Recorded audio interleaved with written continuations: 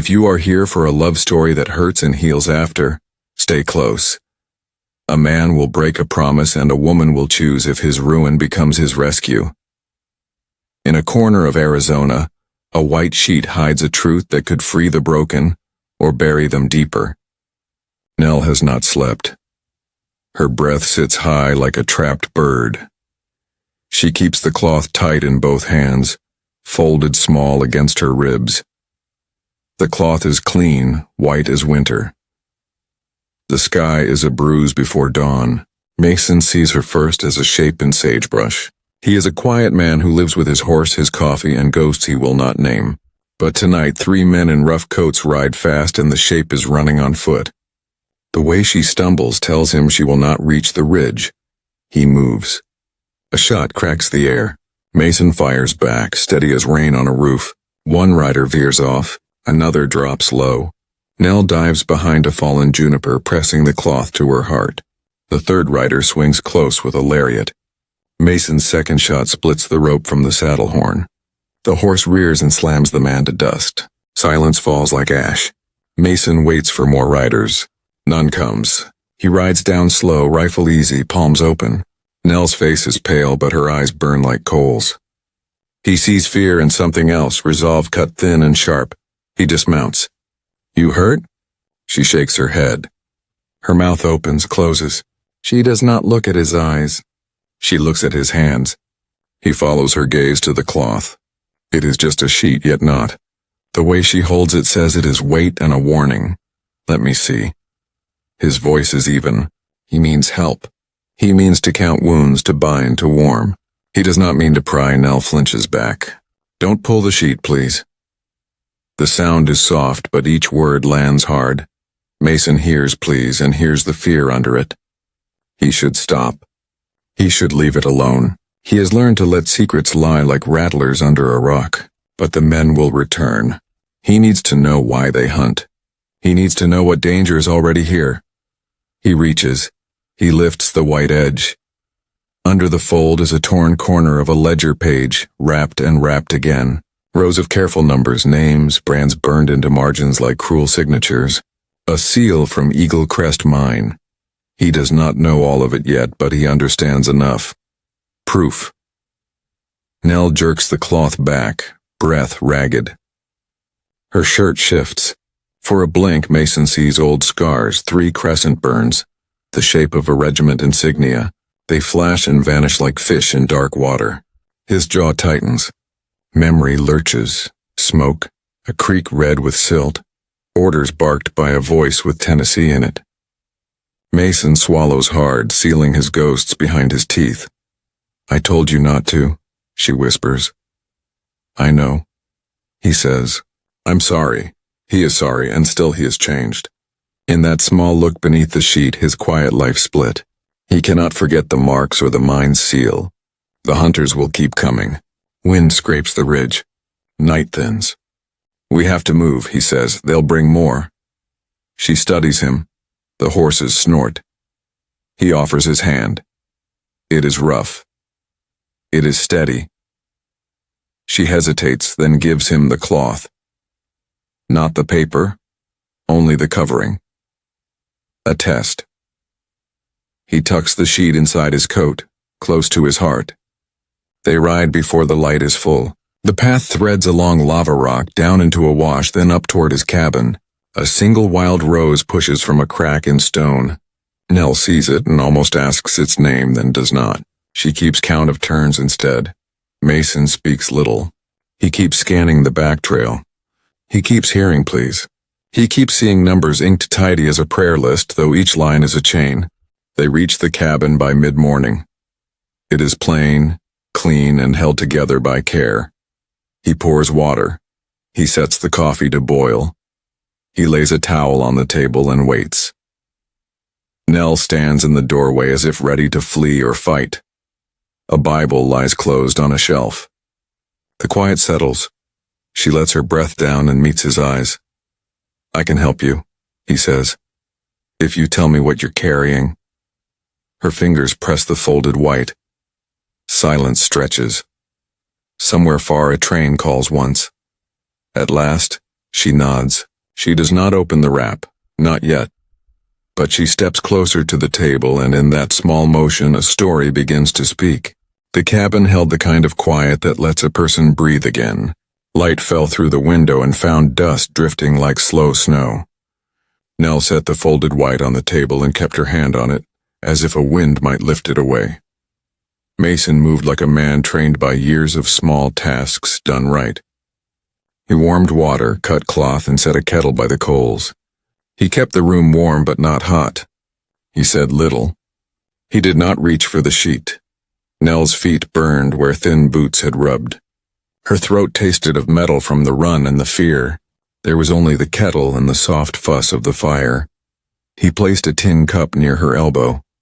Drink, she drank. Steam rose into her face. Her body shook once, then settled. She stared at the sheet. He cleaned a cut at her hairline with a touch of light as breath. The blood had dried to a thin brown thread. He worked with care and simple tools. Water, a needle, a strip of linen. When he finished, he stepped back so she could see him empty-handed. "Thank you," she said. He nodded and turned to the stove. He busied his hands with beans, but his eyes kept drifting to the window. Nell's fingers rubbed the edge of the white fold. Even here, in a room that felt safe, she held her breath between sentences. At last, she said, "You saw numbers." "I saw enough to know trouble," he said. She nodded. Her eyes moved over the room. There were a few things. The Bible, a tin lamp, a shelf of tins, and a wild rose in a jar by the window. "It is not only numbers," she said.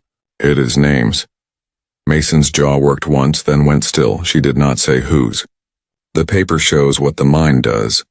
Not rumors. Marks, dates, and hands that signed. People taken. Some never came back. He looked at the white fold. "Why you?" "Because I cleaned the office on Tuesdays." He waited. "Sometimes ledgers live in drawers," she said. "Sometimes in safes." But the clerk was lazy and liked to show he was a big man. He left one book on the desk. It had a ribbon. "I was told not to touch it." The window was open. Pages turned. She held still, seeing that day again. One page would not lie flat. A corner had torn. I tucked it back and felt the stiff edge. It came loose when he slammed the book. "You took it."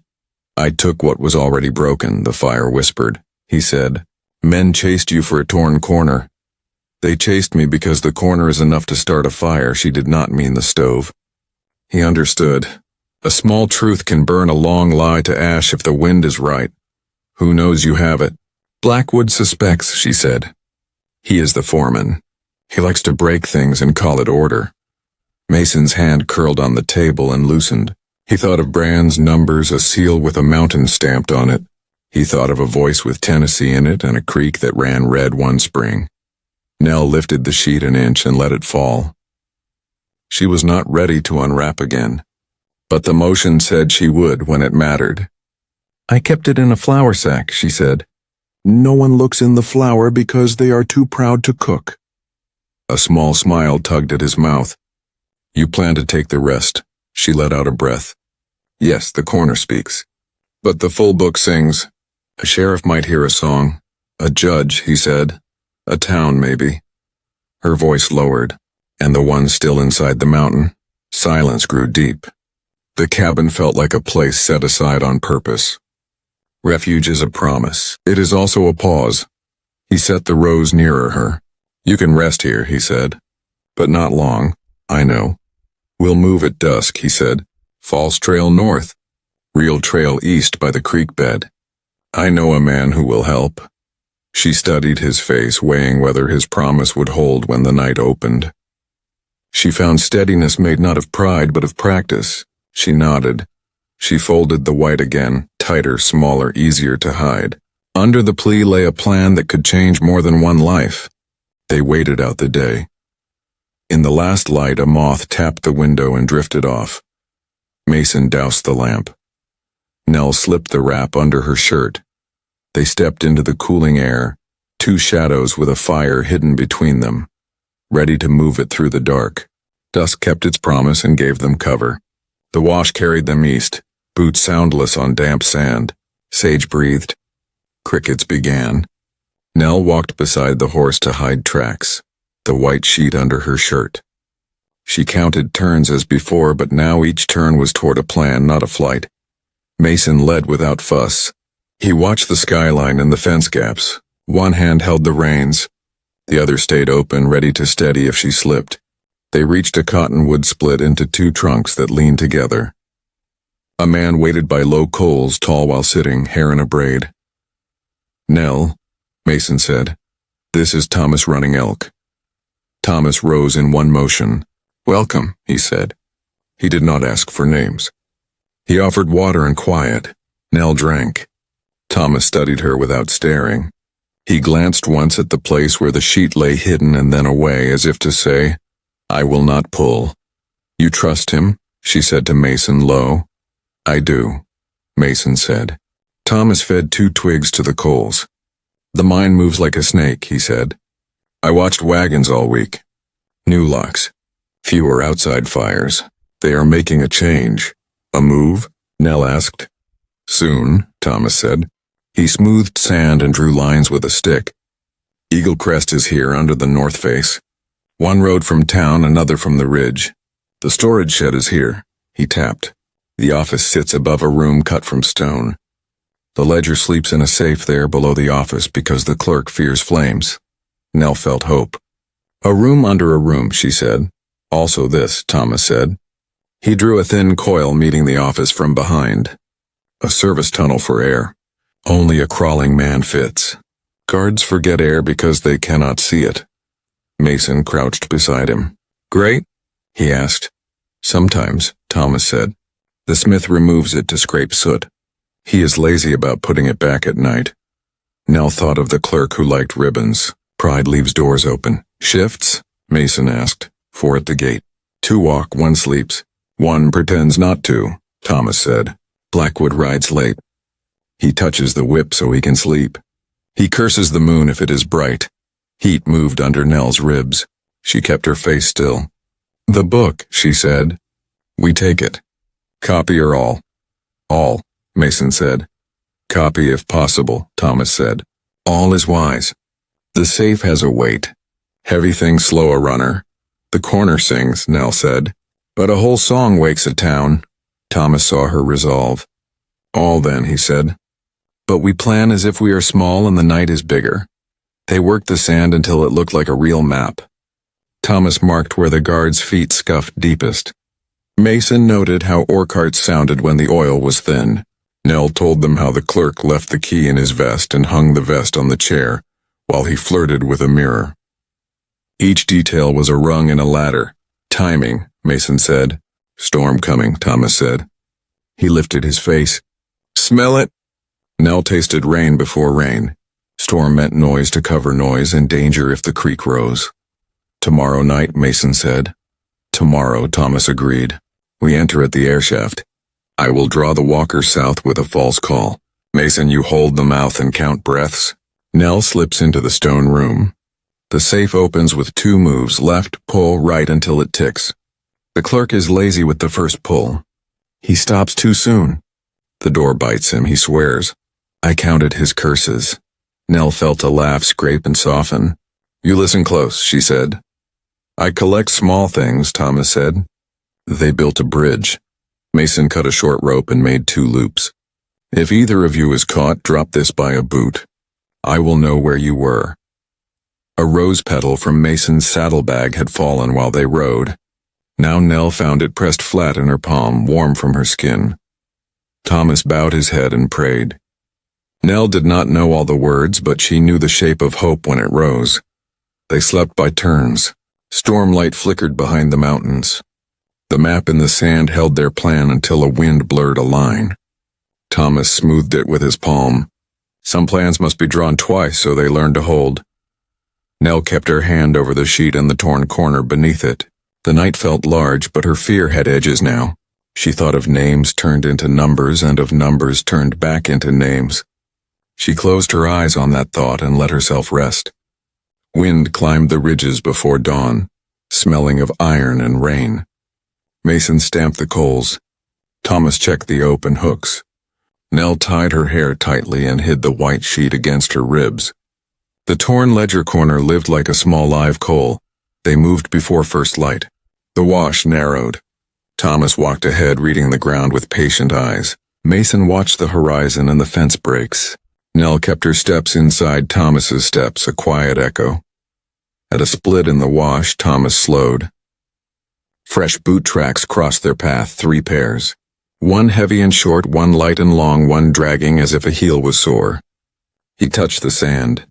"Last hour," he whispered. "Blackwood's men?" Mason asked. Thomas nodded. "They searched high ground at dusk. They will return to check the low." Nell felt the clock in her chest begin to tick. She pressed her palm there and felt the rustle under the cloth.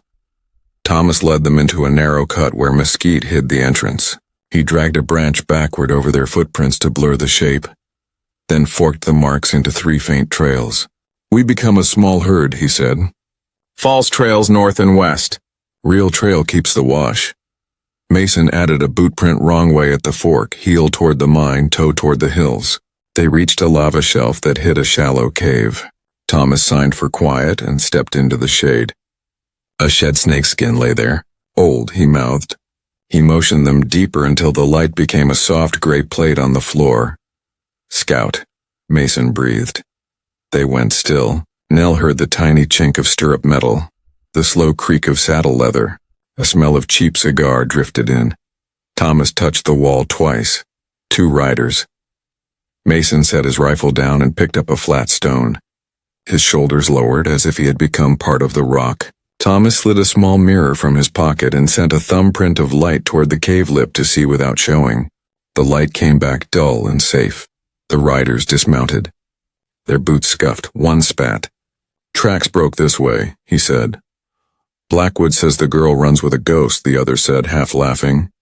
"You ever see a ghost that shoots rope clean off a horn?" Mason flicked the flat stone toward a tumble of rock beyond the bend. It clacked, then clacked again. The men outside stopped. "Hear that?" "Rabbits," the first said after a beat meant to sound brave. Nell counted her breaths. She drew a small cross on the inside of her sleeve and held still. Rain began without warning, a hard sheet. The sound covered their breathing and the hoarse snorts. The riders cursed. "We sweep south and circle back," one said.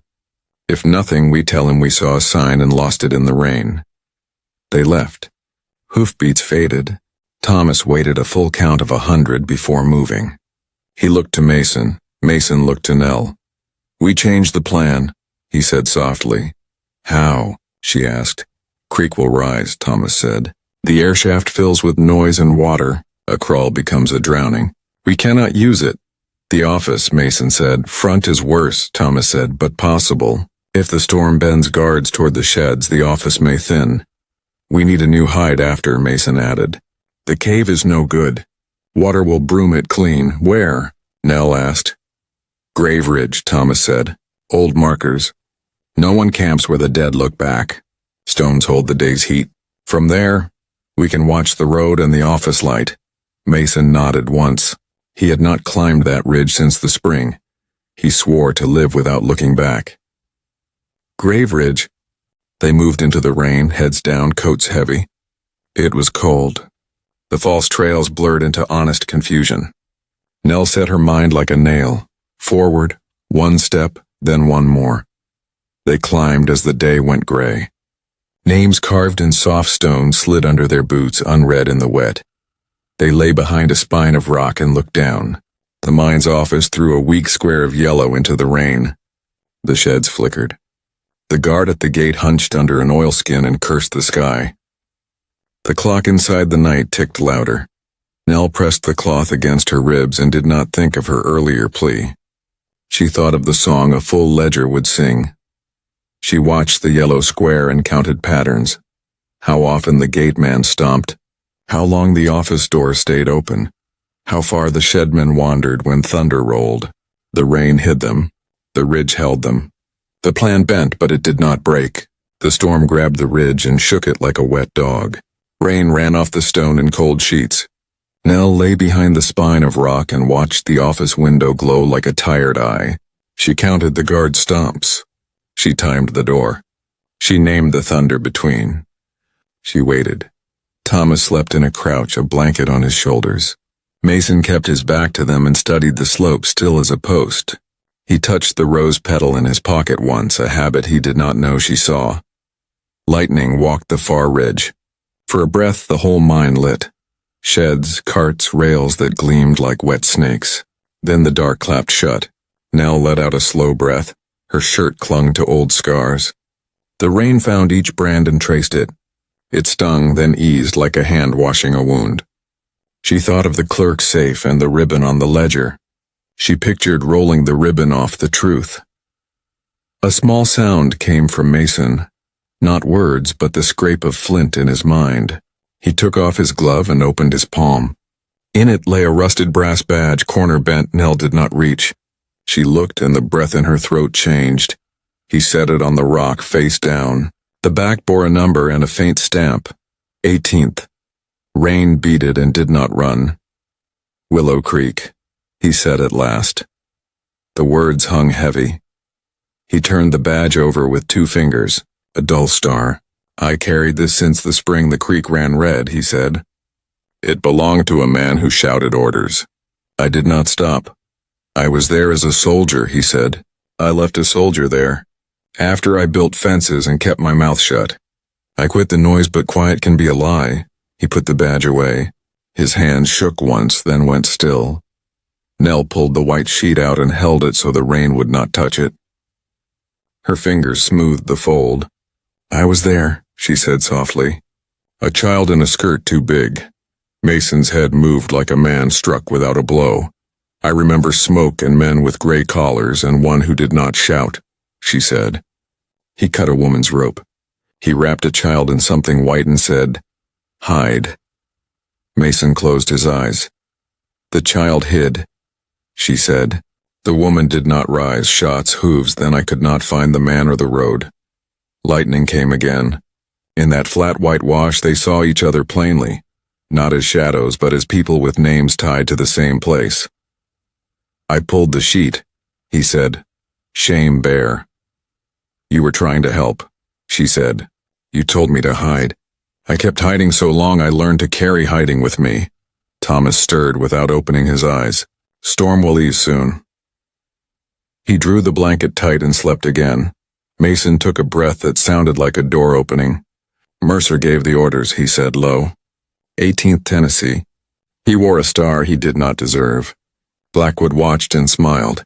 Heat moved under Nell's ribs. Then the marks on my back are their signatures, she said. A brand to make me a number. Names back to names, Mason said. We take the ledger and break the count. A gust threw spray over the rock and pulled away. The office window glowed on. The gateman stomped and swore at his hat. Thunder rolled slower now. Nell tucked the white under her shirt. The sheet felt less like a plea and more like a banner rolled small. When we stand before the sheriff, she said, I want to say the names full. No slips, no fear. You will, Mason said. He checked his rifle, then set it down. I will stand behind you and prove the music. Music? She asked. The song the book will sing, he said. Dawn in an hour, Thomas murmured. We go when the storm gives a last drum. Nell lay her cheek to the warm stone and closed her eyes. The ridge hummed with held heat. The dead did not trouble her. They felt like witnesses. She saw the office again. She pictured the safe, the ribbon, the knob he pulled wrong. She pictured her hand on it, steady, and the click that would set the door loose. When she opened her eyes, rain had thinned to a mist. Mason's coat steamed faintly. Thomas stood tall against a slate sky. They watched the valley in a silence full of direction. They would move soon. And when they moved, it would be toward the place where past and proof met. The last rumble of thunder rolled away, leaving a calm that felt false. The ridge exhaled. The office window held its weak yellow square. Mason touched Thomas's arm, then Nell's sleeve. It was time. They slid from the rocks and took the long draw down. Wet sage stroked their legs. The earth smelled like iron and rain. A coyote called once, then nothing. At the fence, Thomas knelt and worked 2 wires loose with a twist of his knife. Straight to the office, he whispered. If a voice calls from the south, it's mine. If from the north it's a trap, Mason nodded. Nell nodded. They passed through. The yard was emptier than it should be. Storm work had pulled men to the sheds. The gate guard hunched and swore at a lamp that kept dying. Thunder far off still played, like a drum from another town. They kept to the dark seams between buildings. Mason led by a rhythm. 4 steps, look left. 4 steps, look right. Thomas drifted toward the south path like a shadow. Nell felt each breath. The white sheet under her shirt was warm with her heat. She laid her palm over it to calm it. At the office door she heard the slow tick of a clock and the small scratch of a rat in the wall. Mason checked the knob. It turned with a click he hated. He held still, no alarm. He pushed. The office smelled of ink and damp wool. A lamp on the desk made a low ring of light. The clerk's vest hung on the chair back. The ribboned ledger lay shut beside a blotter. A narrow river of ink dried along its edge. Nell closed the door with care. She went to the back wall and the low door to the stone room. Mason stood at the window and watched the yard through a slit in the curtain. Rain ticked. She knelt by the safe. The knob was iron cool under her fingers. Left pull, right until it ticks. She breathed once, twice. The first pull needed more than a turn but less than 2. She remembered the clerk's curse when the door bit him. Left. She felt the lip. Pull. Right. The knob gave a small click she felt in her teeth. She stopped. A floorboard sighed. Mason did not move his feet. He moved his eyes. Through the slit he saw a shape at the gate. Blackwood, oilskin thrown back, hat low, whip coiled. The guard straightened as if yanked by a wire. Blackwood said something Mason could not hear. The guard laughed too fast. Blackwood slapped him and turned toward the sheds. Mason let out a breath slow enough not to stir the curtain. He looked back. Nell met his eyes for a heartbeat, then turned the handle. The safe loosened and opened. Inside lay the ledger wrapped in oilskin, heavier than it looked. It had the smell of old paper keeps. Beneath it were smaller books, a pouch of seals and a tin of wax. Nell lifted the ledger and held it like a child. Footsteps sounded in the yard. 2. Not Thomas. Mason raised a hand. Wait. He pointed to the desk. Nell understood. She slid the ledger into a canvas sample bag, half tucked under the blotter. The ribbon trailed. She tucked it in. The footsteps passed the window and went on. Nell moved to leave, then stopped. Names back to names. She snatched the pouch of seals and the tin of wax and slid them into the bag. Proof needs the tools that made the lie sing official. She closed the safe without locking it. A voice called from the south path. Low and human. Thomas. Then another to the north, the same word. Thick and half mocking. Trap. Mason motioned. Go. They opened the office door and stepped into the dim yard. Puddles held small squares of false sky. The gate guard looked inward toward the sheds. The lamp at his elbow died again. He hit it and swore. They crept along the office wall to the fence and froze. Blackwood stood 10 paces away, face turned toward the sheds, listening. Rain dripped from his hat brim. His whip hung from his hand like a sleeping snake. Mason pressed Nell back into the dark. She held the bag to her ribs. Blackwood tilted his head as if catching a scent. Then he smiled and took 2 steps away, not toward them but toward the south call. Mason squeezed Nell's arm twice. Now. They slipped through the wire gap and into the wet sage. Behind them a shout went up, the northern voice calling again, louder, wrong. The ridge waited, dark and close above. A gun barked once. The yard erupted. The heist had ended. The chase had begun. Rain ran off the sage as they climbed. A bell clanged at the gate. Nell kept the canvas bag tight, the ledger firm against her ribs. Mason moved between her and the yard. Thomas's call came from the south, sharp, human. Then a north voice tried to mimic it and failed. Wind shoved them back. Up and over, Mason breathed. They cut toward a crease in the ridge, a goat path slick with rain. Boots pounded behind. Two men reached the fence gap they had used. They ran east, one yelled. At the bend, Mason shoved a rock shelf with his shoulder. Stones avalanched into the path. Go, he said. Nell went. The ridge split into a high line and a lower shelf. She took the lower fast. Mason stayed high, loud on purpose, knocking loose more rock. A shot spat stone near his boot. Take me, he shouted toward the chasing men. I'm the one you want. Another shot. Mason lurched and caught himself on his hand. Blood mixed with rain and slid into the dark. Nell froze, then forced her legs to move. Please, she whispered. Keep him. Thomas slid from the shadow to her side. He draws them, he said. We make the ledger live. They ran the shelf like a narrow road. Lightning lit the mine, men milling, a whip lifted, Blackwood's hat turning. He saw movement and chose the lower shelf. Thomas dropped back and fired twice to make Blackwood duck. The shelf ended at a chute of slick rock. Below, boulders made wet black humps. East, a stand of piñon offered hide. Down, Thomas said. Slide. Nell sat, held the bag, and slid. Cold water soaked her legs. She hit the boulders, rolled, and came up with the bag. Thomas followed. They ran into the trees. A voice came close behind. Blackwood. Girl, he called. Give me what you stole and I will only break you a little. Nell kept running. Needle scent filled her head. Thomas stopped at a split trunk. He pressed a hand to her shoulder. Hide, he said. Small. I draw him. He drifted left, snapping a twig. Nell folded into the split and pulled the white sheet free. She wrapped it around the bag until it looked like laundry. She tucked it tight and held still. Blackwood entered at a walk. He uncoiled his whip and let it trail. I can smell the starch, he said softly. Pretty thing likes pretty things. His boot stopped inches from the split. He bent slowly. His hand patted bark. Where are you, music? His fingers slipped into the split, brushed the fabric, and paused. He smiled. Found you. He hooked the bundle out with 2 fingers. As his hand withdrew, Nell shoved up hard, shoulder to his wrist. The bundle flew. The white sheet burst open. The canvas bag slid under a root. Blackwood hissed and swung the whip. It cut bark where her head had been. She ducked and rolled. He stepped in close. He reached for her hair, a shot cracked. A bark spat from a trunk by his ear. Mason's voice came thin but hard from the ridge. Leave her.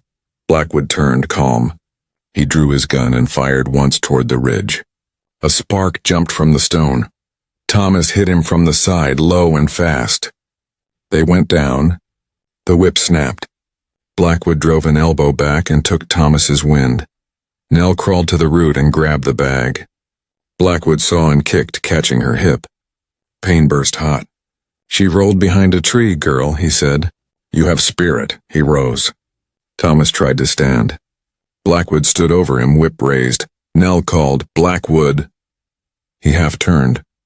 She held up the pouch of seals and the tin of wax. Your pretty stamps, she said. Without these, the lies look small. His eyes left Thomas. Thomas surged up and slammed him into the split trunk. A dead limb, soaked and waiting, tore free and fell. It hit Blackwood across the shoulders and drove him to his knees. Mason slid down the last yards, one arm tight to his side. Move, he said. Thomas hauled Nell up. She grabbed the bag. Blackwood groaned and tried to rise. Mason kicked the gun into the dark and set his boot on Blackwood's forearm. Stay, then to Nell. Can you run? Yes, she said. Then run, he said. Grave Ridge, then the road. We meet the sheriff at first light. They ran. Behind them, the limb settled and pinned Blackwood by the coat. His curses thinned into rain. Mason bled but kept his feet. Thomas paced them. Nell held the bag and the seals and felt the song inside. Bright still. The chase had not ended. But she was not only running. She was carrying a fire. Dawn came pale and cold. The ridge gave them its last cover, then opened to the wagon road. Mason kept one hand to his side. Thomas moved his light eyes everywhere. Nell held the canvas bag tight, the white sheet wrapped plain as laundry. At a stand of cottonwoods where the road flattened, a lantern bobbed. Sheriff Sullivan waited with 2 townsmen and a mule wagon. He was broad across the shoulders, hat brim straight, mouth carved by years of saying no to men who liked yes. Thomas lifted a palm. Friends. Sullivan's eyes took in blood on Mason's sleeve, the bruise at Nell's hip, the bundle under the sheet. He stepped close, voice low. You bring me fire? Nell opened the canvas just enough to show oilskin, ribbon, and weight. Names and numbers, she said, and the tools that stamped them. Sullivan looked toward the mine. All right. We keep moving. The town is 4 miles away. The church bell will call those who need to hear. He helped Mason into the wagon. Thomas trotted ahead on the left. 2 riders from town took the right. Nell sat with Sullivan and kept the bag in her lap. You understand what happens when we open this? Sullivan asked. Truth walks out. Nell said, it will not walk alone. Men like Mercer try to break Truth's knees, Sullivan said. Then we walk in a line, she said. He nodded at Thomas. You bring feet? More than 2, Thomas said. Word rides faster than horses when the ground is ready. At the first rise before town, a bell rang. 1, then 3, then a run of notes.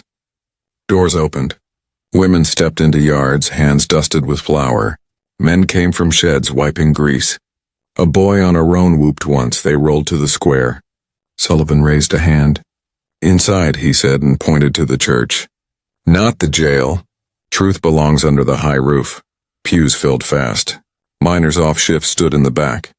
A woman with a scar on her mouth sat with her hands flat, not trembling. Thomas took the center aisle and watched the doors. Sullivan set the ledger on the pulpit and did not untie it yet. He faced the room. If Eagle Crest touched you or someone you fear for, sit where you can be seen. People moved. The sound was not loud. It was heavy. Nell stood beside the pulpit, small and steady. Mason sat near the front and folded both hands as if he needed 2 to keep them from reaching back. Sullivan nodded to Nell. Tell them. She spoke plainly. Tuesdays. The ribbon, the torn corner, the clerk who liked mirrors, the chase, the white sheet, the safe that clicked open like a locked throat easing. She added no shine. She said enough to be believed. Sullivan untied the ribbon and slid off the oilskin. The smell of old paper rose like dry leaves. He opened to the middle. Names, dates, brands, tallies. Beside each entry, a mark that meant paid and another that meant property. A sound moved through the pews, part breath, part low thunder. A man in the back said a name and sat down hard. Sullivan read one line, then another. A woman stood and named a husband. A boy said, That mark was carved on my brother. Thomas's face did not change, but his hands closed and opened. Mason rose. These are not numbers, he said. They are people. He set a bent badge on the pulpit face down. The church door banged. Wind shoved the bell rope. Over it came the clatter of many hooves. Thomas turned his head a fraction. Sullivan's eyes met his. Ambush, Thomas said quietly. Sullivan closed the ledger and handed it to Nell. Back room, he said, through the vestry out to the alley. Thomas with her. Mason, you and I hold the front. Nell took the weight. The book felt heavier now that a town had put eyes on it. She did not feel crushed. She felt braced. The first shots hit the steps. Glass in the side windows tinkled and fell like ice. Men ducked. Women pulled children under the benches. The bell swung wildly. Sullivan drew his revolver but did not fire yet. He stood straight. Clayton Mercer, he called through the door. You ride against a church. That tells your measure. A voice outside came back smooth and cruel. Measure this. Hand over the book, and the building stands. Mason looked to Nell. She held the ledger close and nodded once. Thomas touched her elbow and moved her toward the vestry door. The congregation shifted, making a narrow path like a riverbed cut through stone. Sullivan breathed out. Hold fast, he said. Truth does not scare. Men do. The bell answered with a hard, stubborn note back. Gunfire snapped at the church doors. Wood jumped and held. Smoke curled along the ceiling. Thin, Nell slipped into the vestry with Thomas. The room smelled of polish and damp coats. A small window opened to the alley where rain still fell in beads. "Out and right," Thomas said. "Keep low," she nodded. The ledger pressed her ribs, heavy and sure. The white sheet wrapped it plain as laundry, ready to rise. They stepped into the alley. Crates, puddles, and a cat. Shots at the front gave them a rhythm to move by. Thomas pointed toward the livery. From there they could circle. A man with a jaw scar slid from a doorway. "I heard the bell," he whispered. "Tell me where to stand." "Behind the feed store," Thomas said. "When you hear 3 knocks, lift the back latch." The man ran. A woman with flour on her hands appeared, a baby on her hip. "Take him," she said, calm. "I am faster without him." Thomas set the child in a basket. She breathed once and sprinted toward the square. At the livery, horses stamped. A stable boy stared. "You with the sheriff?" "Yes," Nell said. Thomas hit the wall once, twice, 3 times. From behind the feed store came a soft reply, then the squeal of a latch. A path opened behind Mercer's line. "Go," Thomas said. "Gather." Quiet as rain. People flowed. Miners. A tinsmith with a hammer. 2 women with eyes like flint. Thomas placed each corners, barrels, door mouths. He set a circle, not a charge. Nell kept the ledger under her coat and watched the town breathe. Fear thinned into use. Out front, Mercer's men spread like oil. Mercer sat his horse in a dry coat, a red scarf at his throat. Blackwood was missing. A foreman swung a whip. Inside, Mason and Sullivan braced a bench. Hughes stood on their sides. A lamp lay broken, oil pooled. Mercer called smooth. "Book for peace." "Choose sense," Sullivan answered steady. "Sense is inside these walls." Gunfire cracked. Splinters stung Mason's cheek. He counted beats between shots, steady. 3 knocks sounded again, farther around. The circle closed by inches. Nell peered through rippled glass.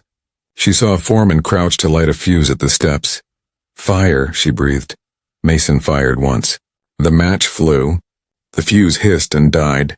The door shook under a shove. Sullivan fired through the crack. A man cried out and fell back. 2 men rolled a rain barrel into the street and tipped it. Water turned dust to slick clay and split Mercer's riders. From the alley rose a hymn.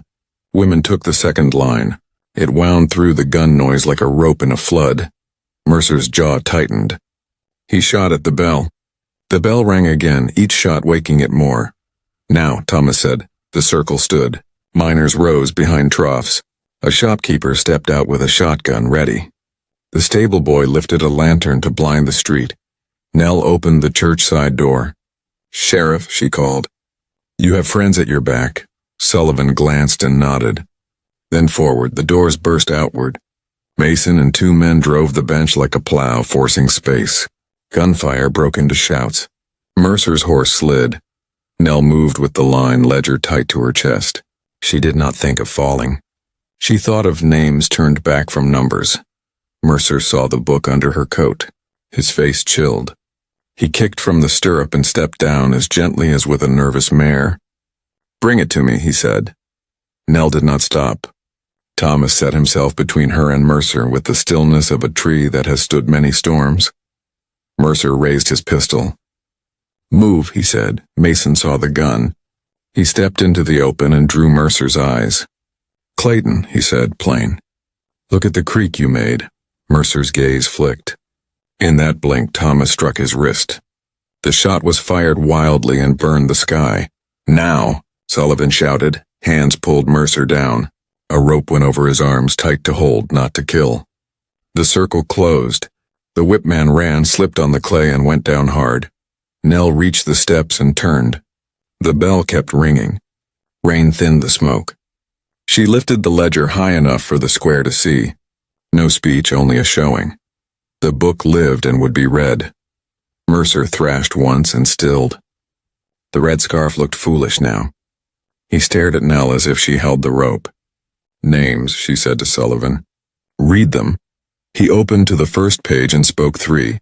People answered with yes, with here, with a raised hand, with a cry long held. The battle did not end in silence. It ended with voices. Mourning spread across the square. Smoke lifted. The bell hung still. People stood close, seeing each other anew. The ledger lay open on the pulpit, a light set high. Sheriff Sullivan bound Mercer's riders and handed them to deputies. "We do this by the book," he said.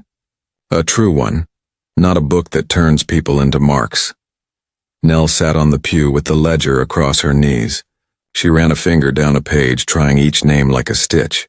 When she looked up, faces waited. Sullivan raised his hand. "We go to the mine," he said. "We count the living. We write their names. We close the rest. The road is filled. Some brought tools, some bread, some only their will." Mason rode in a wagon. Nell walked beside. The white sheet wrapped around the ledger. At Eagle Crest, the sheds looked smaller, as if truth had shrunk them. The gate swung open into a wide silence. No whip cracked.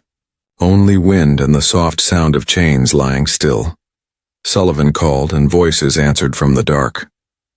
Workers stepped into the light. Some shaded their eyes. Some touched the ledger. Thomas and others broke locks and lifted bars. A woman in a soot shirt leaned on Nell and shook. Nell held her and spoke her name because the ledger gave it back. They kept count with chalk on a door. 520-70. At 100, the chalk left white on Sullivan's fingers. At 187, he laid the chalk down. "All right," he said. He turned to Mercer. "Stand where you can see. See what a number cannot hide." Mercer stared at the mountain. His red scarf looked foolish. They emptied the office, books, seals, tidy lies. Sullivan locked the door and nailed a notice. "Closed," he read. "By order of law in town. Work changed. People hauled water and blankets. Someone started the soup. Thomas walked the edges and brought in anyone unsure. A boy found a rose bush choked by dust and poured a bucket until red showed at the tips. At dusk they took Mercer to a stone cell. Deputies rode to the judge with a report that did not twist. Night came mild. Cots filled the church and school. Nell sat at a desk as children drifted near. She opened a primer and asked, "Who wants a word tonight?" Mason lay by a window while the doctor stitched his side. "You'll need rest," the doctor said. "I know some," Mason said. "The ridge will keep watch," Thomas told Nell. "You keep the names." "I will," she said. She wrapped the ledger in white and slid it into a wooden box. She did not hide it. She placed it where anyone could read. Days passed. The town settled like flour after a shake. The freed moved into spare rooms and barns. They chose a plan: widen the school, share roofs until new ones rose, hire 3 new hands, 2 from the mine, 1 from the farms. Mason healed slowly but surely. Each morning he checked the rows by the steps. He set beams, taught a younger man to square a corner and find level by a string. He spoke little and sometimes laughed. At night he sat on the porch with the bent badge in his pocket and the bell quiet. Nell took the school keys. She cleaned trays and opened windows. She taught letters, then numbers, then music on a pump organ that had waited to be wanted. On Sunday she read from the book that is not a ledger, the one about ashes and beauty. One evening when the sky burned low, Mason walked to the schoolyard. Children ran in crossing paths. Nell stood with the white cloth folded on a bench. It was a simple sheet again, clean, ready for some small mercy. He stopped. She looked up. Between them lay the ridge, the mine, the book, and a long quiet that did not hurt. "I pulled the sheet," he said. "You did," she said. "It ruined what I was hiding," he said. "It made room," she said. For this, a breeze moved. The rose by the steps opened 1 petal more. House lamps came in 1s and 2s, fires set on purpose. "Stay," Nell said. "Help us build." "I will," Mason said. He did not promise to be perfect. He promised to be here. They stood side by side, looking at a town that had chosen names over numbers, truth over hush, and work over fear. Above them the bell rested, ready. If it rang, it would be for weddings, for warnings, for any call that kept people close. Morning would come again, clear as a window. For now night was good, and what had been broken was becoming whole. Don't pull the sheet. Pull subscribe. Hit like, drop names, not numbers in the comments, and ride straight into the next story on screen.